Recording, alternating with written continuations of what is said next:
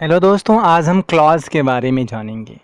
पहले तो ये जानते हैं कि क्लॉज होता क्या है। Clause is a group of words including a subject and a finite verb. Clause words का एक समूह होता है, ग्रुप होता है, जिसमें एक सब्जेक्ट और एक वर्ब, फाइनाइट वर्ब होना अनिवार्य है। क्लॉज दो प्रकार का होता है, डिपेंडेंट और इंडिपेंडेंट क्लॉज। इंडिपेंडेंट क्लॉज अपना मीनिंग देने के लिए स्वतंत्र होता है, इसे किसी और क्लॉज की ज़रूरत नहीं होती। जबकि डिपेंडेंट क्लॉज किसी दूसरे क्लॉज पर निर्भर करता है अपना पूरा मीनिंग देने के लिए। और डिपेंडेंट क्लॉज को हम सबऑर्डिनेट क्लॉज भी कहते हैं। इस तरीके से सबऑर्डिनेट क्लॉज तीन प्रकार के होते हैं, या यूँ कहें डिपेंडेंट क्लॉज तीन प्रकार के होते हैं: नाउन क्लॉज, एडजेक्टिव क्लॉज और एडवर्ब क्लॉज। तो हम इस पार्ट में, क्लॉज के इस पार्ट में नाउन क्लॉज के बारे में पढ़ेंगे, और अगली दो वीडियोस सेपरेटली हम बनाएंगे एडवर्ब क्लॉज और एडजेक्टिव क्लॉज के बारे में। नाउन क्लॉज क्या होता है? ये सेंटेंस में नाउन का कार्य करता है। जिस प्रकार से एक नाउन सेंटेंस में यूज़ किया जाता है, उसी तरीके से noun clause is used as a noun in a sentence. इसी सेंटेंस में नाउन क्लॉज को 6 तरीके से यूज कर सकते हैं। आज वो तरीके हम डिस्कस करेंगे। पहला तरीका है, noun clause is used as subject of verb in a sentence. Okay, where you live isn't known to us. Isn't known एक verb है और इसका subject है where you live. तो इस तरीके से verb के subject के रूप में यूज किया गया है। That she will come here is certain. वह यहाँ आएगी, यह निश्चित है। तो इस तरीके से that she will come here एक नाउन क्लॉज है जो कि इज वर्ब के सब्जेक्ट के रूप में काम कर रहा है। इस तरीके से अगर कोई सेंटेंस दैट क्लॉज से या फिर a clause beginning with question word से शुरू हो, तो वो जो क्लॉज होते हैं दैट क्लॉज या फिर क्वेश्चन वर्ड से शुरू होने वाला क्लॉज नाउन क्लॉज कहलाता है, और वह as a subject of verb use होता है। चलिए एज एन ऑब्जेक्ट यूज करते हैं नाउन क्लॉज को। Do you know where he lives? Do you know, know is a verb, इसका ऑब्जेक्ट क्या है? Where he lives. क्या आपको पता है? क्या पता है? वेयर ही लिव्स, वह कहाँ रहता है। तो वेयर ही लिव्स यहाँ पर एक एज एन ऑब्जेक्ट यूज हुआ है नो वर्ब के। Okay, I know what you have done to him, मैं जानता हूँ तुमने उसके साथ क्या किया है। What you have done to him एक नाउन क्लॉज है जो कि ऑब्जेक्ट के रूप में यूज़ हुआ है नो के ऑब्जेक्ट के रूप में। आई सब्जेक्ट है, नो वर्ब है, what you have done to him object के रूप में है। तो इस तरीके से noun clause as an object of a main verb, tense verb use किया गया है। दैट क्लॉज भी एक ऑब्जेक्ट के रूप में यूज़ हो सकता है, जैसे I know that you have done something wrong to him. I know that you have done something wrong to him, यहाँ पर that you have done something wrong to him एक ऑब्जेक्ट है नो का। अब noun clause as an adjective complement means adjective के बारे में जानकारी देता है। I am certain that she can't help us. I am certain, मुझे पूरा विश्वास है कि वह मेरी मदद नहीं कर सकती है। I am doubtful whether we will win the game. Doubtful एक एडजेक्टिव है, whether we will win the game एक नाउन क्लॉज है। Doubtful about what, we will win और not, it's doubtful. Okay, now noun clause as subject complement. The problem is that you don't care for me.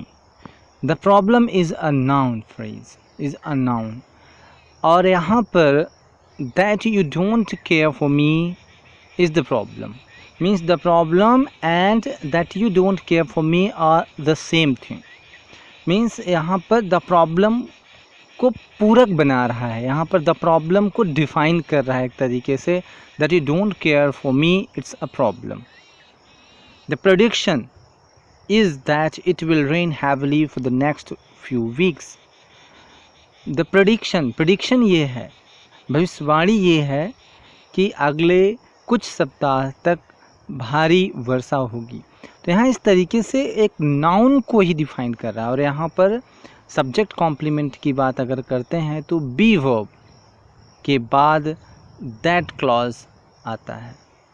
Okay, noun clause as an objective preposition means preposition के बाद एक clause आता है और वह object of preposition कहलाता है। Okay, I am afraid of what is happening with us. Of एक प्रेपोजिशन है और उसके बाद what is happening with us एक नाउन क्लॉज है, क्योंकि प्रेपोजिशन के बाद जनरली नाउन प्रोनाउन आता है। तो यहाँ पर एक क्लॉज है what is happening with us, एक नाउन क्लॉज है। तो यहाँ पर noun clause as object of preposition of, यहाँ पर ऑफ के बाद आया है इसलिए यह ऑब्जेक्ट टू प्रेपोजिशन है, ऑब्जेक्ट ऑफ प्रेपोजिशन है। We depend on who helped our ancestors. हम निर्भर हैं, हम आश्रित हैं किस पर, जिन्होंने हमारे पूर्वजों की मदद की, हम उन पर आश्रित हैं।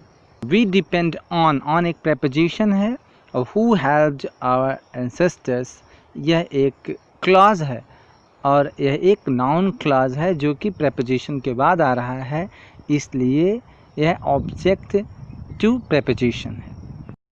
Now noun clause as apposition to noun means when two nouns are side by side, एक दूसरे के पास में रहते हैं, and the second noun refers back to the first noun. The news that coronavirus can spread through air is terrible. The news is terrible, but we don't know what is the news. News बहुत ही भयानक है, बहुत ही dangerous है, लेकिन हमको पता नहीं क्या है न्यूज़। तो यहाँ पर that corona virus can spread through air, यह एक न्यूज़ है। मीन्स द न्यूज़ और corona virus can spread through air दोनों एक ही चीज़ है, एक ही चीज़ के बारे में बात कर रहे हैं। I know the secret that she is going to marry you. I know the secret, मुझे सीक्रेट पता है, पर what is the secret? Secret ये है कि she is going to marry you, वह तुमसे शादी करने जा रही है, यह सीक्रेट मैं जानता हूँ। तो इस तरीके से यहाँ जो that she is going to marry you, यह द सीक्रेट का ही एक डेफिनीशन है एक तरीके से कहें। लेकिन अगले सेंटेंस को देखते हैं। Today I will tell you the secret that your sister has told me. यहाँ पर that your sister has told me एक एडजेक्टिव क्लॉज है, रिलेटिव क्लॉज है, जो कि द सीक्रेट को बता रहा है कि जो सीक्रेट तुम्हारी बहन ने मुझसे बताया वो मैं तुम्हें आज बताऊंगा। तो इस तरीके से यहाँ पर जो क्लॉज है दैट क्लॉज, वह एक एडजेक्टिव की तरह काम कर रहा है, लेकिन जो दूसरे सेंटेंस में दैट क्लॉज है वह एक नाउन को बता रहा है, नाउन को एक तरीके से डिफाइन कर रहा है कि what is the secret, secret क्या है। तो यहाँ पर वो बता रहे, लेकिन नीचे वाले सेंटेंस में व्हाट इज़ द सीक्रेट का जवाब नहीं मिलेगा, बल्कि कौन सा सीक्रेट, कौन सा सीक्रेट, जो सीक्रेट तुम्हारी सिस्टर ने बताया, ये नीचे वाले से पता चलता है। जबकि दूसरे सेंटेंस में सीक्रेट क्या है, सीक्रेट ये है कि she is going to marry you. Thanks for watching.